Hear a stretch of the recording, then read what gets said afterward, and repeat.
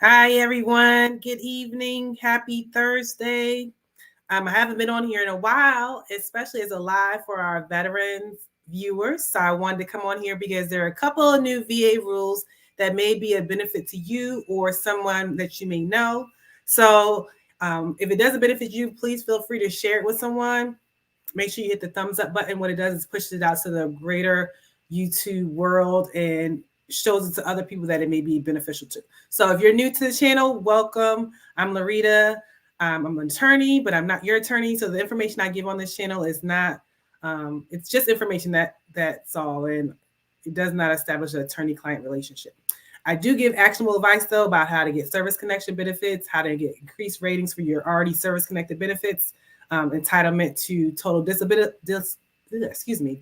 benefits, special monthly compensation, what to do if your claim was appealed to the Board of Veterans Appeals and it got remanded. So I have basically a whole veterans benefits playlist. If you're new here, check it out. It probably is something on there that I've talked about that may interest you and that may be a benefit to you. So check it out.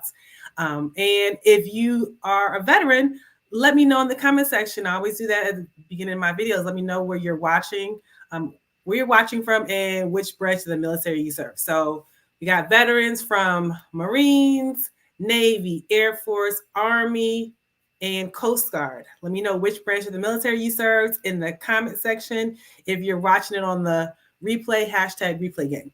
So I'm gonna get right into it, and then I'm gonna leave space at the end for any questions that you may have. Sometimes we have time for that, so hopefully we have time for any specific questions you have. And like I said, it's for informational purposes, not as a established attorney-client relationship. So VA recently passed 2 new rules that may be a benefit to veterans. It basically expands information available. So I'm going to share my screen with you so that I can share the first one. And you let me know if this actually benefits you. I know I did a shorts before about VAs offering whole life insurance. That's $40,000 worth of policy to veterans, and over 31,000 people sign up within the first year. It has a pretty decent and reasonable premium. And if you sign up for this and you die within the first 2 years of you having the life insurance policy, your beneficiary actually will receive all the premium payments that you made during your time of living. But essentially, you get whole life insurance for $40,000. And some people, depending on their age, it may be hard to get life insurance. Some people might find the cost prohibitive. So this allows you to have something to pass on to your loved ones when you leave here. Although $40,000 is not a whole lot of money, some people have $0 that they pass on. Some people pass on debt when they die, right? So this is a way that you can actually help your loved ones if you didn't already know about that. I did a short for that, and it gives a little, in the description box, there's a link about how to sign up for that. But already 31,000 people have signed up for that in the first year that they have passed it. So, excuse me. Let me make sure you can see what I'm sharing. And if you're watching on your phone, I find it helpful to turn your phone sideways so you can see the screen a little bit wider so the words are more visible. So VA expands access to care and benefits for some former service members who did not receive an honorable or general discharge. So if you weren't already aware, if you apply for benefits or sometimes care, the VA looks at your DD-214, your discharge document, and see if you had an honorable discharge or other than honorable discharge. They also look to see if you have dishonorable or a specific reason that would bar you from having benefits, right? So VA has recently passed a rule which amends this because some of the character of discharges are now seen as not politically correct. Let's just say that. So this is as of April 25th. Today, the Department of Veterans Affairs posted a final rule amending its regulations regarding character of discharge determinations, expanding access to VA care and benefits for some former members discharged under other than honorable conditions or by special court martial. So what it does is it eliminates the regulatory bar for homosexual acts involving aggravating circumstances or other factors affecting the performance of duty as a bar to benefits. Previously, it was the don't ask, don't tell. Even on some of the DD-214s, or on your entrance examination, they asked that you engage in homosexual activities, and it was considered like taboo, and it could have affected your ability to receive benefits in the future. Now, that doesn't bar it. I want to be clear though, it's not changing the character of discharge. Whatever your character of discharge is on your DD 214, that still remains. What changes is VA's ability to offer benefits and care to the veteran based on this character of discharge. So I want to make sure that's clear. It created a compelling circumstances of exception for certain former service members. If you were discharged for willful and persistent misconduct or offense involving moral turpitude, VA will now consider in determining if a compelling circumstance exception will permit VA to nonetheless provide care and services. Sometimes we see this in mental health disability cases where the veteran may have had an undiagnosed mental health disability that caused him to have some willful and persistent misconduct. It was later diagnosed and attributed it to first occurring during service. This could be an example of a compelling circumstance that will excuse the fact that there was willful and persistent misconduct and allow the veteran to receive benefits. And the last one is opening the door for previously denied service members to reapply. So because of these changes, former service members who were previously found ineligible for VA services may now be eligible for benefits and are encouraged to reapply. This is similar to kind of the PACT Act. The PACT Act, I talked in great detail about the PACT Act and how it liberalized the law and allowed veterans to now receive benefits for previous areas and conditions that were not previously covered. And if you previously applied, they encourage you to reapply so that you can get your benefits granted. The same happens here. They made a change in the rule. So if you were previously denied and had one of these issues, they're encouraging you to apply for the benefits again. So VA encourages former service members with other than honorable discharges and bad conduct discharges adjudged as special court martial to apply for VA care and benefits today. Over the past 10 years, VA's eligibility determination rate for these former service members has been 75%, meaning that VA provided care for or benefits to 75% of them. So that, that's considered a high rate in regards to previously was 100% denial, right? So this is saying the 70% approval rate, which can be the difference for some people who previously applied. So I would encourage you to apply. If this doesn't apply to you, to share it with somebody who this applies to so that you can have some benefits to them. Let me just stop real quick before I hop into the next VA rule that may help benefit you to see who's on the live today. We have John Thompson. Hi, John. Hello. Do you help veterans with Social Security disability income? No, I don't do Social Security disability benefits. That's a separate lane. I deal with veterans benefits only here. I know there's sometimes an overlap between getting benefits in both areas, but no, I only deal with VA generated benefits. Hi, Cool Icicle 66. Hi, Cool Icicle 66. Army vet. Thanks for checking in, Army vet. Anybody on the live, make sure you check in and let me know where you're watching from. We have people watching from all over the world, including the United States. And I want to know where you're watching from and which branch of the military you serve. So let me hop into the second rule that VA recently passed. This is, as of today, these two rules were implemented. So this is hot off the press information that may benefit you, or you can share it with somebody who may benefit. Make sure you hit that thumbs up button so that it can be shared with the greater YouTube algorithm. So let me share the second program, and let's see, make sure you can view it. Like I said, if you're watching from your phone, turn it sideways. It helps you view it a little bit better. So VA announces new program to help more than 40,000 veterans stay in their homes. And this is designed on, this is designed for veterans who are financially burdened by their mortgages. It's a program that prevents them from having to go into foreclosure. And it begins on May 31st, 2024. So on May 31st, 2024, the Department of Veterans Affairs will launch a new program, the Veterans Affairs Servicing Purchase Program, VASP, to help more than 40,000 veterans experiencing severe financial hardship avoid foreclosure and stay in their homes. VASP is a new last resort tool in VA's comprehensive suite of home retention options for eligible veterans, active duty service members, and surviving spouses with a VA guaranteed home loans who are experiencing severe financial hardship. Through VASP, VA will purchase defaulted VA loans from mortgage servicers, modify the loans, and then place them in a VA-owned portfolio as direct loans.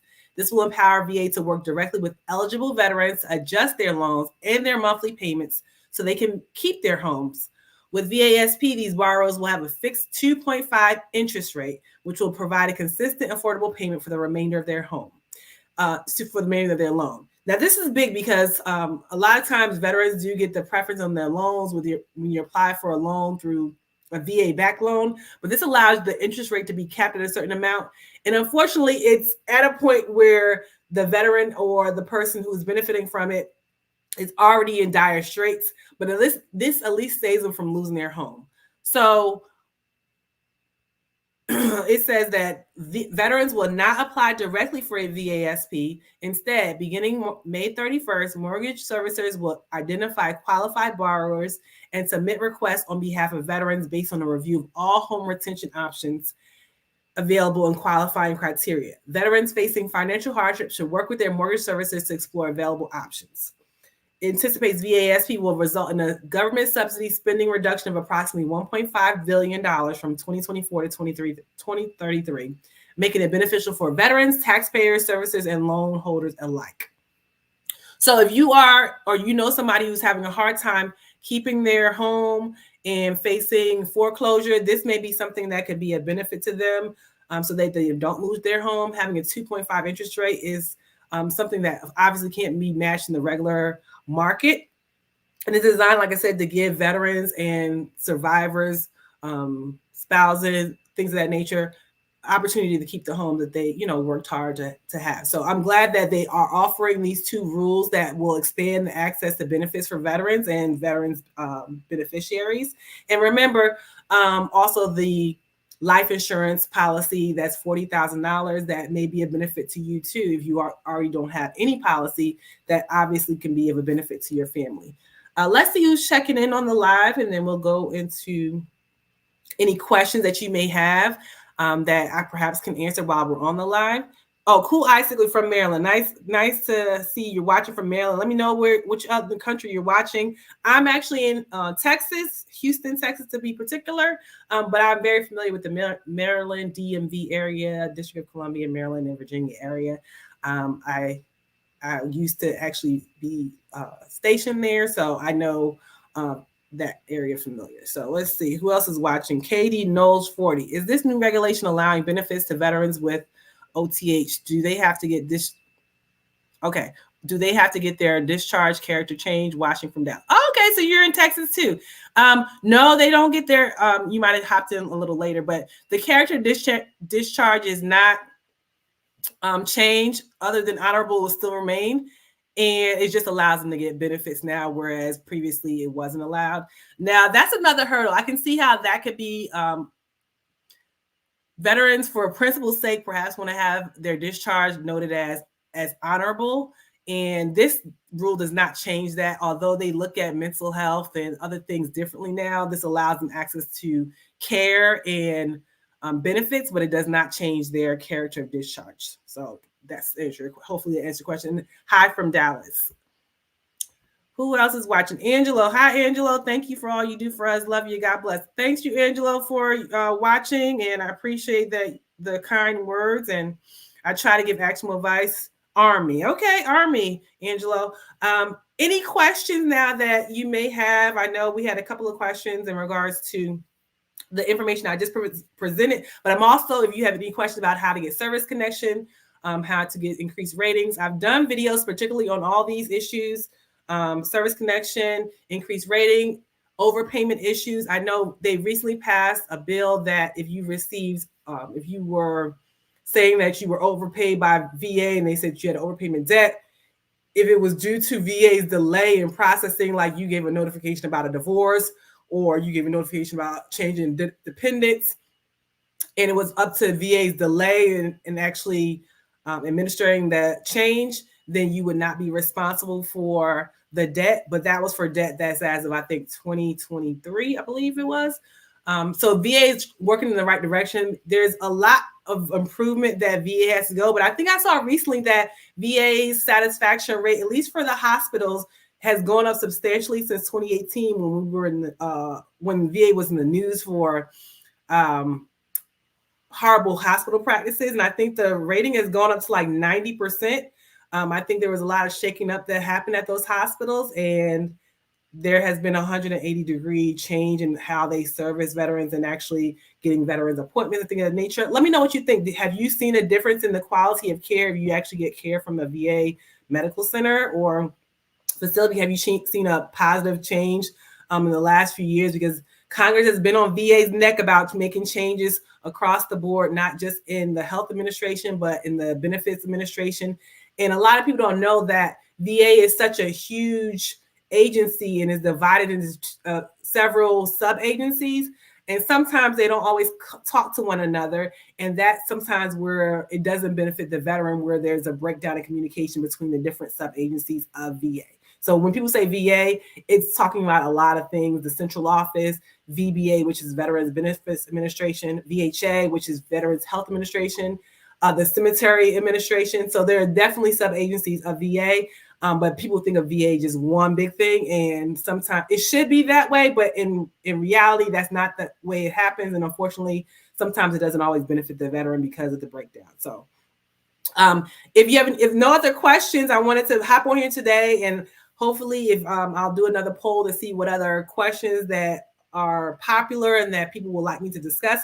But hopefully these 2 rules that were passed just today may benefit you or somebody you may know, so make sure you pass it on. Thank you guys for stopping in today. Thank you, John. Thank you, Cool Icicle, Katie Knowles, and Angelo for engaging in the chat box.